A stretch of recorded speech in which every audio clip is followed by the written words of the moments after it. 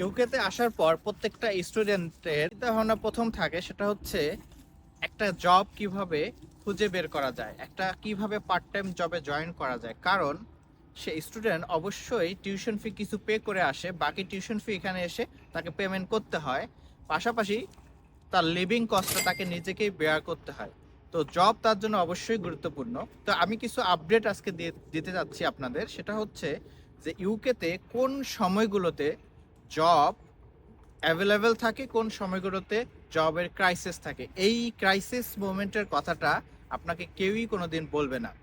তো আপনারা একটু নোট রাখতে পারেন, ইউকেতে বিফোর ক্রিসমাস ডিসেম্বর হয়, আপনারা জানেন 25 ডিসেম্বর, এই টাইমটায় এমপ্লয়াররা হায়ার করে বিফোর ক্রিসমাস, অর্থাৎ অক্টোবর নভেম্বর ডিসেম্বর ঠিক আগের মাস পর্যন্ত তারা হায়ার করে, সো দ্যাট তারা ক্রিসমাসটা কাভার করতে পারে।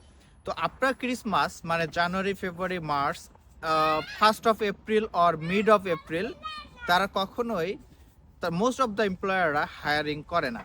কারণ ওই সময় উইন্টার থাকে, ওই সময় মানুষের ক্রিসমাসের একটা বড় একটা ইভেন্ট চলে যায়, এরপরে তারা একটু রিল্যাক্সে থাকে, তারা পারচেসিং ক্যাপাসিটি একটু কমে যায়।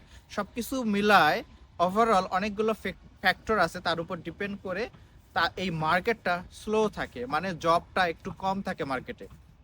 অর্থাৎ যারা জানুয়ারি ইনটেকে আসতেছেন তাদেরকে আমি ডিসকারেজ করছি না, বাট এই টাইমটা আপনাদের জন্য একটু চ্যালেঞ্জিং। আপনারা হাতে কিছু সেভিংস নিয়ে আসবেন, কিন্তু গুড নিউজ হচ্ছে তাদের জন্য যারা মে এপ্রিল আর সেপ্টেম্বর ইনটেকে আসতেছেন, তারা এসেই মার্কেটে অ্যাভেলেবেল অনেকগুলো জব পেয়ে যাচ্ছে। পার্ট টাইম 20 আওয়ার্স আপনারা করতে পারেন।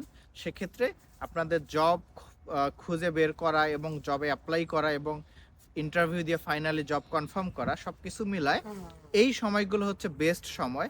আফটার এপ্রিল যে কেউ এখানে এসে যে কোনো জব একটু স্ট্রাগল করলেই খুঁজে বের করা সম্ভব।